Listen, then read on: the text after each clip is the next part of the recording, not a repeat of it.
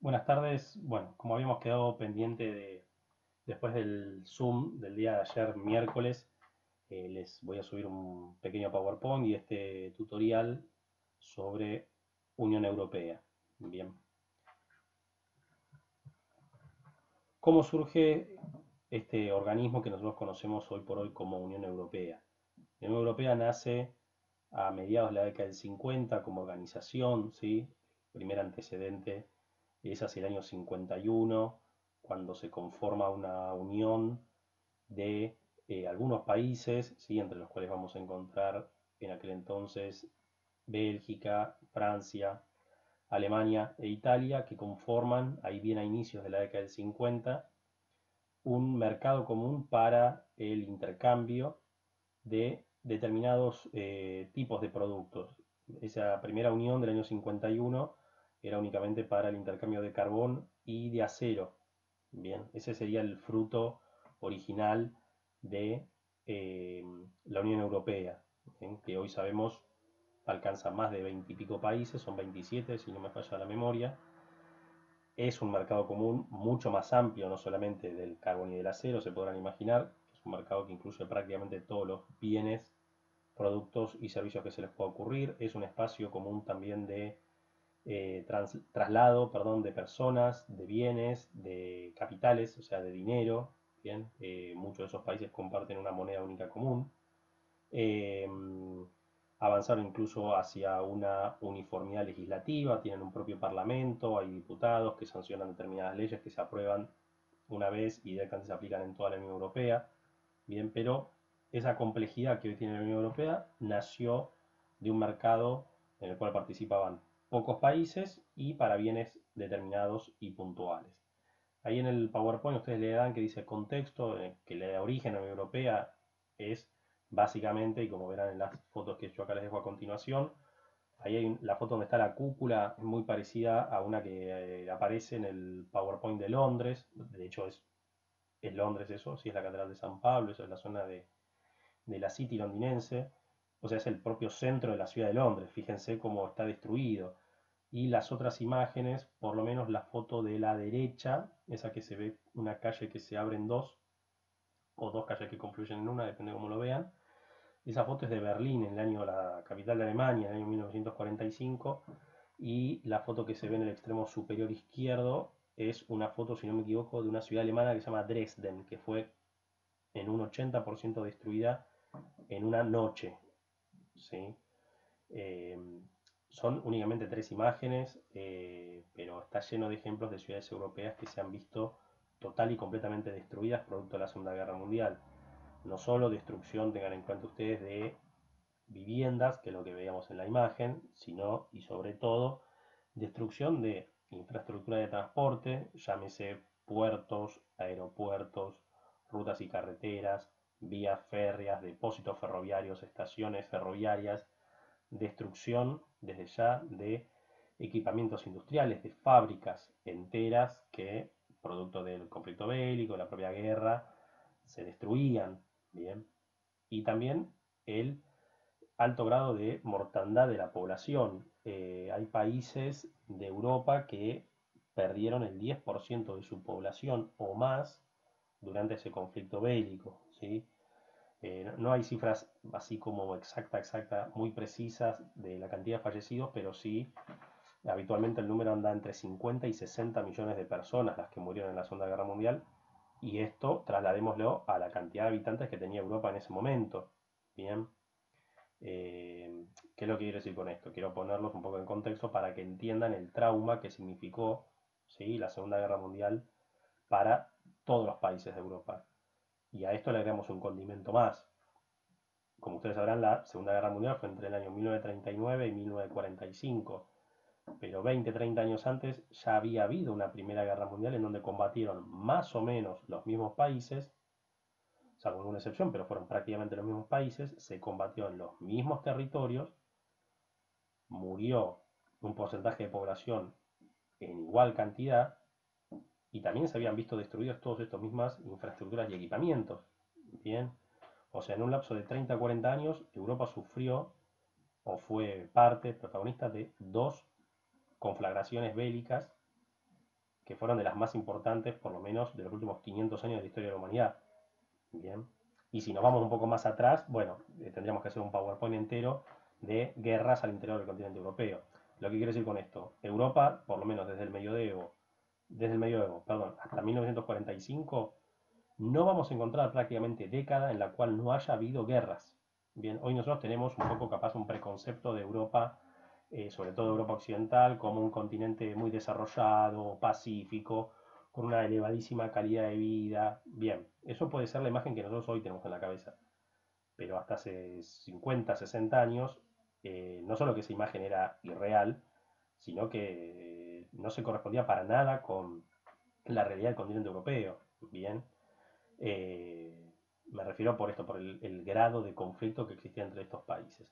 Producto de esa conflictividad que existía, los países europeos y fruto, digamos, de la destrucción, acuerdan al final de la Segunda Guerra Mundial, ¿sí? Sobre todo por iniciativa de países como Francia, Bélgica, Países Bajos y Alemania, si digo bien, Alemania, Francia, Países Bajos y Bélgica, van a ser políticos de esos países que van a empezar a pensar que tienen que llegar a un tipo de acuerdo pacífico en el cual todos los países de Europa formen parte de alguna unión que les permita, por un lado, evitar cualquier tipo de conflicto bélico y por otro lado, establecer unas relaciones económicas y comerciales que les permita alcanzar un grado de desarrollo lo más elevado posible sin necesidad de estar compitiendo un país con el otro. Bien, tengamos en cuenta, para dar una idea, hay dos países europeos que fueron durante 500 años enemigos acérrimos, o sea, es innumerable la cantidad de guerras que han tenido entre unos y ellos, y ha sido, por ejemplo, países como Francia y Alemania,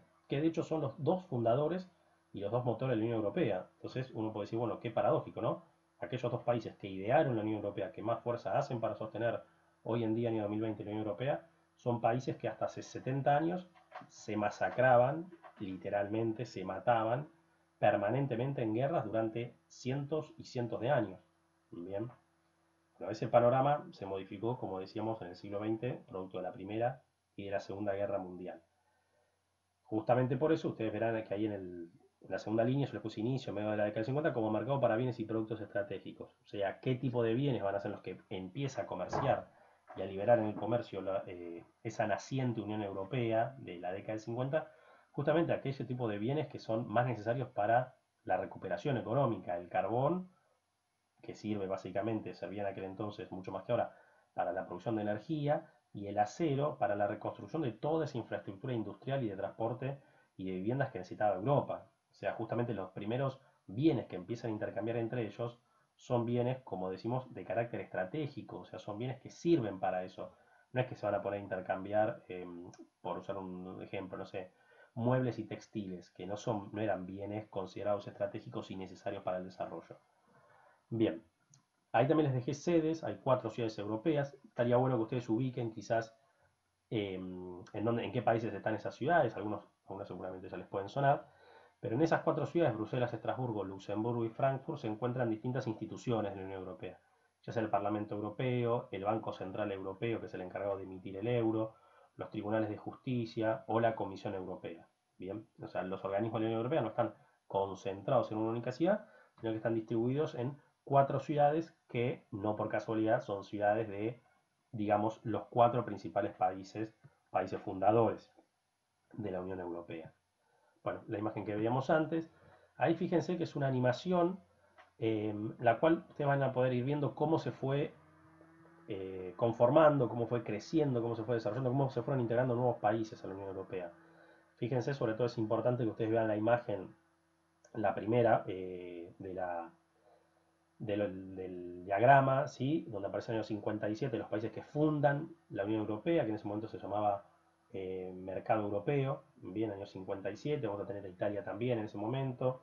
Después en la década del 70 van a ver que se suma el Reino Unido, ¿sí? En la década del 80, en el año 86, si no me falla la memoria, van a ver que aparece Grecia, Portugal y España, ¿sí? Los países de la Europa mediterránea. Y después en la década del 90, sobre todo en la década del 2000, vamos a tener una expansión hacia el este, ¿sí? Hacia los países que pertenecían al bloque soviético, ¿sí? Países como por ejemplo Polonia, República Checa, Eslovaquia, Bien, son esos tipos de países los que se van a ir sumando ahí justo, miren, 2004, 2007, ¿sí? En esas fechas. Y fíjense cómo en el 2020 ahí justamente desaparece el color del Reino Unido por el proceso del Brexit que ahora vamos a ir a comentar. Bien, uno de los elementos más importantes de la Unión Europea, que seguro muchos y muchas ya por lo menos conocen, es la existencia de la moneda única común, que es lo que nosotros habitualmente conocemos como euro. Bien. Ahora bien, no todos los países que forman parte de la Unión Europea poseen, ¿sí?, directamente el euro como moneda, y ocurre el caso también de países que no son de la Unión Europea, pero igualmente tienen el euro como moneda de circulación. El mapa que ustedes tienen en esta diapositiva, los países que ustedes tienen en azul, por ejemplo Portugal, España, Italia, Francia, Alemania, son países que son de la Unión Europea y además tienen el euro como moneda de circulación legal. Los países que ustedes ven en verde no, no esos puntitos de verde tan claritos, sino hay dos países, a ver si aparece el cursor, acá uno y allá otro, ¿sí? Es Croacia y Bulgaria. Son países que tienen solicitado el ingreso a la Unión Europea, ¿sí?, y todavía no se han incorporado a la zona euro, o sea, no han incorporado el euro como moneda, decíamos, de curso legal. Los países que tienen en amarillo, por ejemplo, acá tenemos a Polonia, acá tenemos a República Checa, bien, acá tenemos a Suecia al norte, Rumania tenemos por acá, bien, son países que forman parte de la Unión Europea, pero todavía no tienen la moneda euro, ¿sí? Todavía tienen sus monedas locales, bien, pero están obligados en algún momento eh, a adoptar el euro como moneda de curso legal. Y luego los países que ustedes ven, por ejemplo, acá en Italia, ese puntito verde, esto es Ciudad del Vaticano, acá más al norte de Italia esto es San Marino, Mónaco acá en el sur de Francia y Andorra entre Francia y España, son países muy pequeños, se darán cuenta que no son de la Unión Europea, no son de la Unión Europea, pero igualmente tienen distintos tratados con la Unión Europea, entre los cuales, por ejemplo, les permiten el uso del euro como moneda para las transacciones. Bien. Otro de los elementos de la Unión Europea, y sobre todo muy importante a los fines de la actividad turística, bueno, el euro de por sí es súper importante porque permite justamente el pago con una única moneda en gran parte del continente europeo. Pero otra de las herramientas súper importantes de la Unión Europea, que esta herramienta surge a inicios de la década del 90, ¿sí?, a inicios de la década del 90, es el establecimiento de un acuerdo llamado Acuerdo Schengen. ¿Sí? El nombre es Schengen, es el nombre de una ciudad alemana, donde justamente muchos de los países de la Unión Europea se reunieron para firmar ese acuerdo, el acuerdo Schengen, que conforma la zona Schengen. La zona Schengen es conjunto de países europeos, o sea, conjunto de países que no necesariamente tienen que ser de la Unión Europea, algunos sí, algunos no, que liberan las fronteras nacionales y aduaneras para la circulación de personas, capitales y mercancías. Esto es lo que yo creo que muchos de ustedes conocen, es esa característica que permite que un turista o un visitante ingrese en un país europeo y pueda recorrer otros países europeos, pueda atravesar las fronteras, sea por la vía de comunicación y el medio de transporte que sea, sin necesidad de un control fronterizo. Bien, entonces, ejemplo, un turista baja de un avión en España, toma un tren a Francia, después toma un colectivo a Alemania, después pasa, no sé, en bicicleta, lo podría hacer, a Bélgica, después de Bélgica vuelve a Francia, de Francia vuelve a la Argentina, y solamente se le hace control de pasaportes cuando ingresó por España y cuando se fue de Francia. Todas las fronteras interiores se encuentran eliminadas.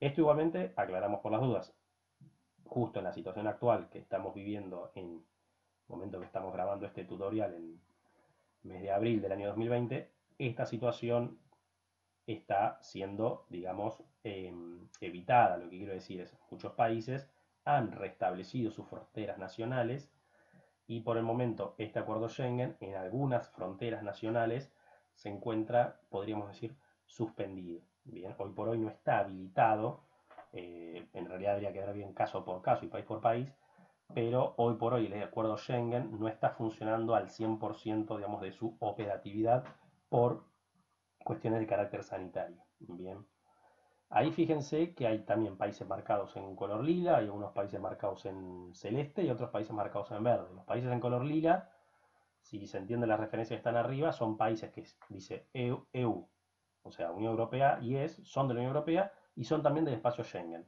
¿sí? Portugal, España, Francia, Alemania, Polonia, Italia. Bien. Ahora, los países que están en azul no son de la Unión Europea, pero igualmente forman parte del acuerdo Schengen. Entonces, sin ser de la Unión Europea, por ejemplo, Suiza o Noruega, permite el libre tráfico de personas. Y después hay países en color verde, por ejemplo Rumania, por ejemplo Irlanda, que son de la Unión Europea, pero igualmente ellos conservan sus controles fronterizos. Bien, habitualmente eso ocurre con países en los cuales quizás hay algún tipo de conflicto, puede ser medio un conflicto bélico, algún conflicto, alguna inestabilidad medio de carácter política, donde ellos deciden, bueno, no vamos a levantar la barrera para que pase cualquiera o se vaya cualquiera, sino que vamos a establecer un control más estricto, o bien países que están recién incorporándose a la Unión Europea y todavía su normativa no, digamos, no la adaptaron a este espacio Schengen. Bien. Y otras de las herramientas quizás no tan conocidas para acá por lo menos en América Latina, en Argentina, pero sí muy importante, son los fondos FEDER. ¿Sí? Los fondos FEDER significa algo así como fondos europeos de estabilización regional o fondos europeos para el desarrollo regional. Bien, son unos fondos en dinero, ¿sí? Unos fondos en moneda euro, que permiten a determinadas zonas de determinados países contar con un financiamiento muy barato para el desarrollo justamente de infraestructuras, ya sea educativas, de transporte, sanitarias o de producción de energía. ¿Qué significa esto? Las zonas, por ejemplo, en este gráfico, serían las zonas que nosotros vemos en color amarillo o en color rojo. ¿Sí? Las zonas en color rojo son las zonas menos desarrolladas. Las zonas en color amarillo son áreas en transición y las zonas en color azul son zonas de mayor desarrollo. Esto que permite que las zonas rojas o eventualmente las amarillas puedan pedir y tienen beneficios para solicitar distintos tipos de financiamiento para la construcción de carreteras, para la construcción de universidades, para financiar préstamos a pequeñas y medianas empresas. Bien, para eso sirven los fondos FEDER, o sea, su financiamiento muy económico. ¿Con qué idea? Con la idea de que en algún momento hipotética, ¿sí? Y muy así entre comillas, y de vuelta digo muy hipotética, la idea es que todo el continente europeo quede en algún momento pintado, por así decirlo, en color azul. Bien, para justamente eliminar esas diferencias regionales que existen. Fíjense el caso de Italia, ¿sí? El caso de Italia, como bueno, aquella canción de medio de la década del 90, ¿no? El norte de la Italia rica, fíjense, justamente el norte de Italia azul y el sur de Italia rojo perfectamente marcado. ¿Bien? En el caso de España las diferencias también son iguales. El sur de España suele ser un área entre comillas más pobre y el norte suele ser más rico. En el caso del Reino Unido, fíjense que prácticamente ocurre lo mismo. Bien, o sea, existen esas diferencias regionales y estos fondos FEDER intentan solucionarlas. Bien, ahora vamos con dos cuestiones bien puntuales y particulares de esta época que estamos viviendo. ¿Sí? Por un lado, la cuestión del Brexit. Bien, que como ustedes sabrán, es el proceso por el cual el Reino Unido se está desacoplando, se está desafiliando de la Unión Europea. Si el Reino Unido no es de los países fundadores de la Unión Europea, el Reino Unido se suma en la década del 70. Ya en aquel entonces, cuando el Reino Unido se sumó, hubo también un referéndum muy discutido, en donde bueno, muchos británicos no querían ser parte de la Unión Europea. Bueno, igualmente en el año, creo que es 73, igualmente se incorporó el Reino Unido a la Unión Europea, pero siempre existió esa cuestión, ¿sí? Ellos le llaman de euroescepticismo, ¿sí? Como de no tenemos muchas intenciones de formar parte de un club en el cual tenemos que poner plata y después eventualmente nos financian algo, porque el Reino Unido tiene una concepción, ¿sí? Justo viene bien que en esta semana nosotros hayamos tenido la clase de Reino Unido porque se han dado cuenta que el Reino Unido es una isla, básicamente. Y ahí yo les dejé una nota, ¿sí? Si alguien quiere leerla completa, busca por el título de la nota en el diario este, el diario es El País, es un diario de España, y van a encontrar la nota completa. Es una nota, no sé si se nota la fecha, de enero del 2013. Todavía no se había hecho el referéndum, pero sí, ya estaba en discusión la posibilidad de salir de la Unión Europea, y ahí aparece una foto, ¿sí? Con un fondito verde muy clarito. Ese es era el primer ministro del Reino Unido, ¿sí? David Cameron. Y fíjense ahí en el segundo o tercer renglón de la nota, donde dice, él mismo declara como primer ministro, dice, es verdad que nuestra geografía ha marcado nuestra psicología. Tenemos el carácter de una nación isleña. O sea, los británicos tienen muy incorporado esto de que ellos son una isla Y Europa es otra cosa. Europa aparece del otro lado del Canal de la Mancha. O sea, el Reino Unido es una cosa, es una isla, es un país, para ellos es lo que ellos llaman el corazón del imperio, es una cosa. Europa es otra cosa aparte, ¿bien? Que para nosotros nos puede parecer como medio raro, o sea, ¿cómo que el Reino Unido no es parte de Europa? Si es parte del mismo continente. Pero de vuelta, la geografía puntual de ellos, el ser una isla, para ellos Europa es el territorio continental que está del otro lado. Europa puede ser Francia, puede ser Holanda, puede ser Alemania, pero el Reino Unido es una cosa que se llama Reino Unido, ¿sí? O sea, ellos como que se sienten que son otra cosa distinta, yo casi hasta diría que superiores, ¿sí? Es como ellos se observan. Pero fruto de eso, incluso, y miren esta otra imagen que yo les puse ahí a mano izquierda, ¿sí? Ese muchacho de cabellera medio despeinada rubia, que es el actual primer ministro, no sé si estuvieron siguiendo un poco las noticias, que se comentó que el primer ministro del Reino Unido primero empezó con que no le importaba mucho esto del coronavirus, después el tipo al final terminó en terapia intensiva, bueno, es ese mismo, ¿sí? Ese personaje se llama Brian Johnson, y es el primer ministro actual del Reino Unido. Y fíjense cuando gana las elecciones, sí, el año pasado, fíjense cuál era el lema de campaña, ¿sí? O sea, hacer el Brexit, get Brexit done, o sea, hacer el Brexit realidad. Y fíjense lo que dice en el segundo renglón, es desarrollar o desenvolver o largar todo el potencial británico. O sea, los británicos ellos sienten, y sobre todo los partidos políticos que representan estos personajes sienten como que la Unión Europea de una manera es un pie sobre el desarrollo del Reino Unido y por eso es que han votado irse y por eso es que están en este proceso de salirse de la Unión Europea. Y otra cuestión más actual todavía, que tiene que ver con estas últimas semanas, de estos meses que estamos viviendo, ¿sí? ¿Cómo hace frente la Unión Europea a la crisis del coronavirus y la pandemia actual? Bueno, lo que suele suceder siempre en Europa y lo que suele suceder en cualquier club de países en donde hay países más desarrollados y países menos desarrollados, hay países más ricos y países menos ricos. ¿Y cuál es la discusión eterna? Claro, los países más ricos dicen por qué tenemos que poner plata para financiar a países que son más pobres. Y los países más pobres que dicen por qué tenemos que pertenecer a un club al cual la mitad de los países nos ven, vamos a decirlo así, por arriba del hombro. Y tenemos que estar regañando y tenemos que estar arrastrándonos para conseguir un financiamiento para hacer un tendido ferroviario o para desarrollar el agro en tal zona del país. Bien, y eso en la Unión Europea es algo que ocurre, si esa discusión está. Les dejé ahí una nota, dos notas, perdón, ¿sí? Son bastante actuales, no sé si tienen ahí la fecha, pero son actuales, son de estas últimas semanas. Fíjense que ahí hay una queja del primer ministro de Portugal, que justamente tilda de repugnante a los Países Bajos, ¿sí? ¿Por qué? Porque Países Bajos, ¿qué estableció? Nosotros no vamos a ayudar, no estamos de acuerdo en tener que ayudar a países como justamente los más afectados por el coronavirus, que son España e Italia, que son países, entre comillas, pobres para Europa. ¿Por qué Holanda tiene que salir al rescate de países pobres por algún mal manejo que ellos hayan hecho de su emergencia sanitaria? Ese es el argumento rápido, mal y pronto de un país como Países Bajos. Bien. Y fíjense incluso que hay una nota ahí a mano derecha donde inclusive hay economistas, ¿sí? O políticos de ese mismo país que están acusando al gobierno y que le exigen y que le piden que igualmente salga al rescate y al salvataje de aquellos países quizás más empobrecidos, pero también hoy más necesitados de contar con una mano por parte de la Unión Europea. Porque lo que justamente se estuvo discutiendo fruto de esta situación de la pandemia es si la Unión Europea, y eso lo dijeron incluso los primeros ministros de Francia y de España, dijeron, si la Unión Europea no sirve para ayudarnos en una situación como la actual, ¿para qué sirve la Unión Europea?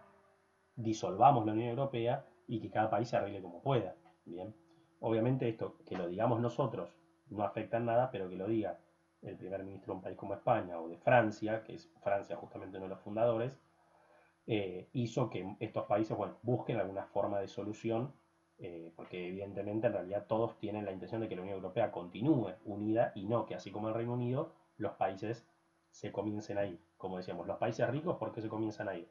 Porque entienden que no tienen por qué andar financiando, es el argumento de ellos, obviamente, porque tienen que andar financiando a países empobrecidos, ¿sí? Y los países más empobrecidos dicen, al final, la Unión Europea no sirve para que nosotros nos desarrollemos, sino que sirve para que aquellos países más desarrollados nos pongan de alguna manera el pie encima. de alguna manera esto se está, ¿sí? Un poco solucionando. Fíjense ahí que les puse dos notas también un poco más actuales, estas sí son de esta semana, de estos últimos 2 o 3 días, en donde dice el Consejo Europeo respalda el lanzamiento de un plan de reconstrucción, y hay una reunión virtual. Fíjense que hay una bandera francesa, justamente el primer ministro de Francia, la primer ministro de Alemania, sí, hay una bandera también, si no me equivoco, de Eslovaquia, está España, está el de Italia, ¿sí?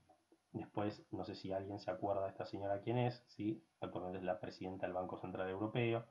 Bien, bueno, donde al fin, ¿sí? Después de varias, digamos, tiras aflojes y tensiones, se aprobaron una serie de medidas que permitan financiar, ¿sí? A los países con mayor cantidad de afectados, e incluso acá hay una nota donde se dice España gana protagonismo en la batalla europea. Hay una foto de una ministra, si no me equivoco, es la ministra de Economía de España, donde dice la propuesta española obtiene una acogida favorable en Europa tras una intensa ofensiva diplomática de la Moncloa. Si la Moncloa es el palacio, es como decir en Argentina la Casa Rosada. Si la Moncloa es el palacio de gobierno. Bueno, España fue uno de los países que más presionó a la Unión Europea y sobre todo a países como Alemania y a Países Bajos para que liberen fondos y permitan eh, este tipo de planes de reconstrucción para el conjunto de la Unión, ¿sí? España es un socio, si bien en términos económicos no es el país más desarrollado de Europa, de la Unión Europea, ¿sí? Los más desarrollados son Francia, Alemania, Países Bajos, pero España sí es un socio bastante estratégico para la Unión Europea. ¿Por qué? Porque España tiene, digamos, una carta, por así decirlo, un as bajo la manga, que es la unión que tiene España con muchos países de América Latina. O sea, uno de los argumentos por los cuales España vio, entre comillas, facilitado su ingreso a la Unión Europea fue que la Unión Europea se hizo de un socio que le permite tener un puente con América Latina. Porque los restantes países de Europa, salvo Italia, pero en realidad mucho más España, tiene fuertísimos lazos de asociación con América Latina. Entonces, de esa manera, por medio de España, la Unión Europea puede establecer relaciones con, por ejemplo, países como la Argentina. Y entonces, por eso España, si bien es un país económicamente, entre comillas, subdesarrollado para los criterios europeos, políticamente es un país que pesa bastante al interior de la Unión Europea. Bien, bueno, creo que eso es todo y como siempre quedamos en contacto.